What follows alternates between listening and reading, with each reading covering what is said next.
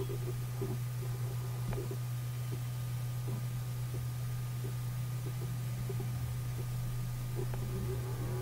evening, students. In this video we are going to discuss about what are the important news you have to read in today's Hindu newspaper. So we are taking Delhi edition as a reference here. So in this news, the first important news is Aadhaar link, for social welfare schemes, it is extended. Actual date was December 31st 2017, but now it extended to 31st of March 2018. You know that students, for lot of welfare programs, approximately for 139 government subsidy programs, now the Aadhaar is linking. So they given this data. Out of this table, Uttar Pradesh is seeded 83% population with Aadhaar cards. So why we are giving much importance to Aadhaar card? Because to prevent leakages involving the welfare programs. So the next news is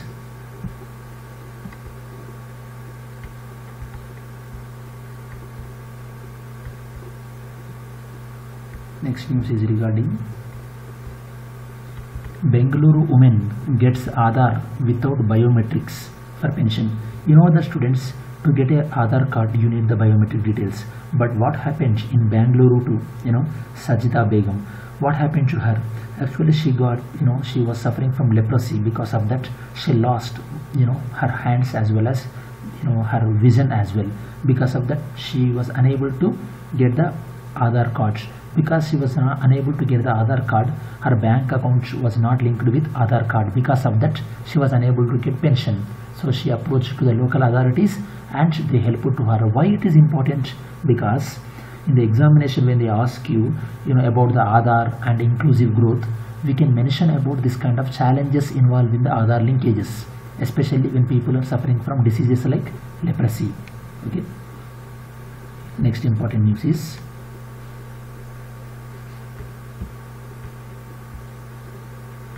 the next one is a woman does not mortgage herself to a man with marriage. It was told by CJE. Actually in this case what happened, a Parsi woman, she married to a Hindu man. That is okay. When this Parsi woman went to this worshipping place of the Parsi place, she went to there to pray for her parents. So when she went over there, so her religion people, they objected her because she changed her religion. So she went to her place of worship to offer prayers to her parents, that is in the Tower of Silence. So she was objected by her own religious people.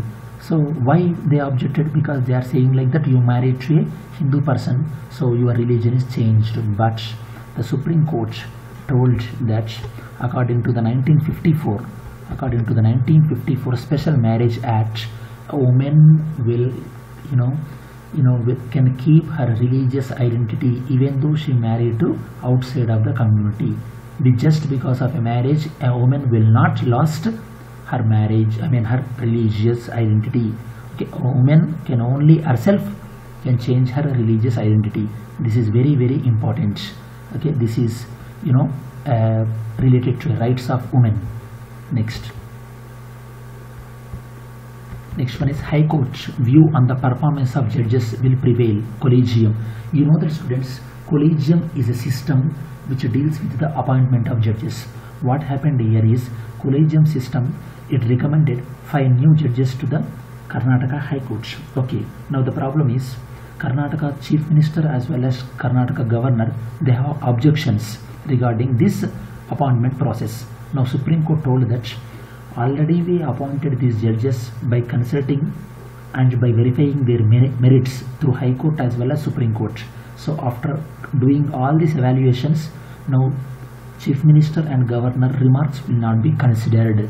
That means here executive, that is Governor and Chief Ministers, their opinions is not considering by judiciary in the final evaluation process. This is saying about the judiciary supremacy in appointment of judges. Next one, Editorial. In the editorial, in the first column, they discussed about recent disqualification of Sharad Yadav and Ali Anwar. They both are the JDU leaders, Janata Dal United leaders. What happened to them? Actually, they came out of the they came out actually from the JDU. Nitish Kumar, he came out and he supported to the BJP party. Now on this decision, so Nitish Kumar group, they filed a petition that these two people are not nowadays they are not affiliating to the parties and they are not attending to the party rallies. So in this case, chairman of Rajya Sabha, he took a decision that disqualification of members. Now here what editor is trying to say that when you are disqualifying a particular member, first you should think like that, whether those persons are any problem to the government, are those face are they causing any problem to democracy. So we have to think in such a manner. In this case, both these people, they are not at all problem to the democratic process. They are not at all posing any danger to their party. Now before taking this kind of sensible decisions, they should the chairman should have approached to the privilege committee. And nowadays the editorial is trying to say that nowadays this Schedule 10 is being misusing in lot of cases, especially in the state of Tamil Nadu as well as Uttarakhand. Over there, by using this Schedule 10, they completely affected the survival of the government itself. Okay, so now the other is trying to say that so Schedule 10 should not be misused. And now India is following the political democratic system. In this political democratic system, every MLA and MP, they should maintain a fine balance between the people as well as their party. So this is what. So final, what the editor is trying to say that Schedule 10 should not be misused. This is the first editorial. And the second editorial is capital crisis. You know that, students, already we discussed about it. Capital crisis. This is an issue of Jerusalem. Jerusalem is a disputed area between Israel as well as Palestine.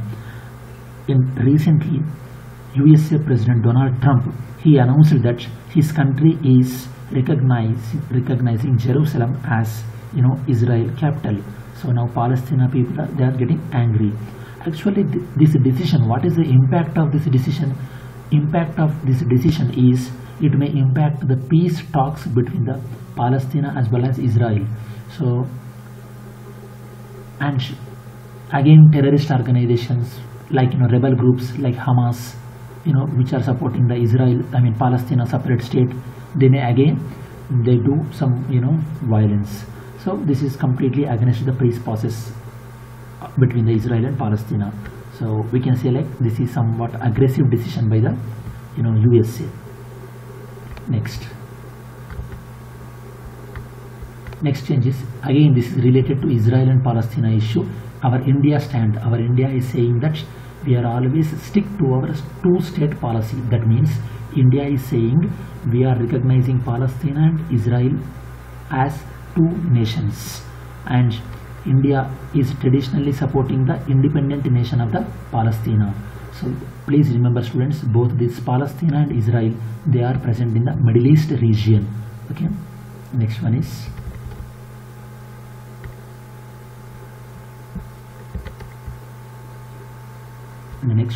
UNESCO. UNESCO recognized Kumbh Mela as intangible cultural heritage. Intangible. What is intangible, students? Intangible means that you cannot touch, okay, and you cannot see, you can only feel. So what are the things can be considered by UNESCO as intangible assets? Example, the number 1, oral traditions, languages. Number 2, performing arts. Number 3, festivals and rituals. Number 4, knowledge and practices. Number 5, traditional craftsmanship. These are the 5 categories recognized by UNESCO as intangible assets. Examples: oral tradition and language. Vedic chanting of India, it recognized under the category of this oral tradition and language. Under the performing arts, so under the performing arts, Mudiyettu of Kerala and Chauhu dance of East India and Kalbeliya Flick songs related to Rajasthan. They are all recognized by UNESCO as intangible assets under performing arts. Under the category of festival and rituals, already Nowruz festival recognized by UNESCO, as well as now Kumbh Mela, it is a ritual recognized by UNESCO as a intangible assets. Now is next one is knowledge and practice. You know that already yoga of India recognized, as a knowledge, as a practice, it recognized. And next one is traditional craftsmen, Indian craftsmanship like Jamdani saris, they were recognized by UNESCO as an intangible assets. And next news is regarding the world news. Australia legalizes same-sex marriage. Okay, it was approved. And Australia Prime Minister is Turnbull. Next news is a Syrian Gandhi makes a march to Oscar. Who is known as Syrian Gandhi? Okay, Syrian Gandhi is known as Gaith Matar. He is an activist. Okay, he fought for the civil rights and he was killed by the government forces. Anyhow, he is known as Syrian Gandhi. Very, very important, students. There was a movie called Little Gandhi. Okay, it was filmed based on his life. Now it nominated to Oscar, and it is the first movie from Syria which nominated to Oscars. Very, very important. You know that, students, from India, Newton movie already nominated to Oscar. Next news is Neapolitan pizza twins UNESCO honor. This news is regarding the UNESCO World Heritage Site. So UNESCO recently recognized few things as a World Heritage Sites. One of that is Neapolitan pizza making. It is a process of pizza making, and it is related to Italy. That's it. Try to remember. And one more thing, they recognize the Iran horse riding game. Its name is Chogan. It is a horse riding game. And one more thing is, it recognizes Nima, a maize-based culinary tradition from African country Malawi. In examination, they will ask you in the form of match the following, which one belongs to which country. So please try to remember, students. Very, very important. Okay, these are the news you have to read. Okay, listen, students, because of the lack of time, I am not going into each and every news analysis. Okay, just I am saying which are the important news. You can read them, and if you have any doubts, you can put in the comments. And if there are any important news in coming future, I will do a detailed analysis on individual news. Okay, thank you so much. This is Santhosh Rao.